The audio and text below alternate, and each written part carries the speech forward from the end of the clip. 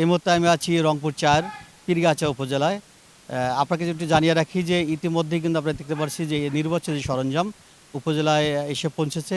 আর কিছুক্ষণ পরেই কিন্তু যেমন নির্বাচনীয় সরঞ্জামের ভিতরে অমুসলিমীয় কালি এবং নির্বাচনীয় বক্স এবং ব্যালট সব কিছুই কিন্তু আমরা এখানেই প্রস্তুত দেখতে পাচ্ছি।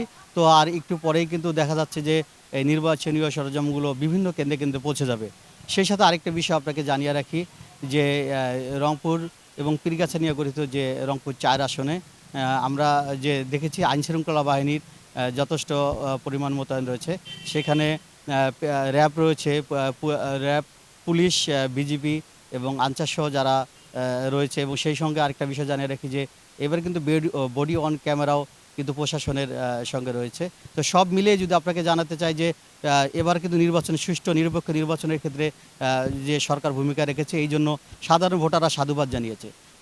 সেই সঙ্গে আমরা আরেকটা বিষয় দেখেছি যে যে দূর যে ঢাকামুখী যারা ছিল, ঢাকা থেকে অনেক ভোটাররাই রয়েছে দীর্ঘদিন পর তারা ঈদের আনন্দের মতো তারা ভোটে অংশগ্রহণ করার জন্য বিভিন্ন বাড়তি ভাড়া দিয়েও কিন্তু তারা তাদের গ্রামে আসার চিত্র আমরা দেখতে পেরেছি।